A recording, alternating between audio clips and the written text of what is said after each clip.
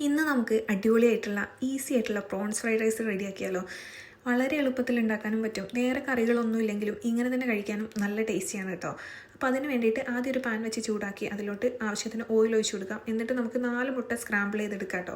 കുറച്ച് ഉപ്പും പെപ്പറും കൂടെ ചേർത്തിട്ടുണ്ട്. ഇനി 2-3 സെക്കൻഡ് വെയിറ്റ് ചെയ്തതിന് ശേഷം നമുക്ക് ഇളക്കി കൊടുക്കാം. എന്നിട്ട് സ്ക്രാമ്പിൾ ചെയ്തതിന് ശേഷം നമുക്ക് ഈ മുട്ട ഈ പാനിൽ നിന്ന് മാറ്റി വെക്കാം കേട്ടോ. എന്നിട്ട് ഈ പാനിലോട്ട് കുറച്ചും കൂടെ ഓയിൽ ഒഴിച്ച് കൊടുക്കാം. എന്നിട്ട് നമ്മൾ ചെറുതായിട്ട് ചോപ്പ് ചെയ്ത് ഗാർലിക് ഇട്ട് കൊടുക്കാം.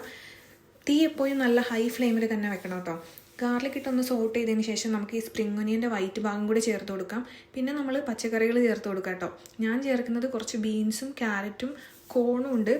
പിന്നെ കുറച്ച് ക്യാപ്സിക്കം ഓപ്ഷണലാണ് കേട്ടോ.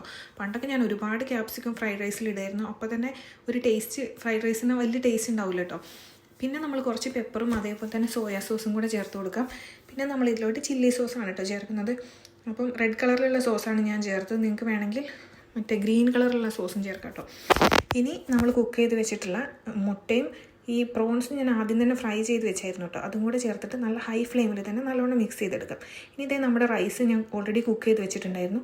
അതും കൂടെ ചേർത്തിട്ട് മിക്സ് ചെയ്താൽ അടിപൊളിയായിട്ടുള്ള ഫ്രൈഡ് റൈസ് ഇവിടെ റെഡി ആയിട്ടോ. മേലെ നമുക്ക് ഒരു ഭംഗിക്ക് കുറച്ച് സ്പ്രിംഗ് ഒനിയൻ കൂടെ അതിൻ്റെ ഗ്രീൻ ഭാഗം കൂടെ ചേർത്ത് കൊടുത്താൽ നമ്മുടെ പണി കഴിഞ്ഞു കേട്ടോ. അപ്പോൾ നോക്കിയേ, നല്ല അടിപൊളി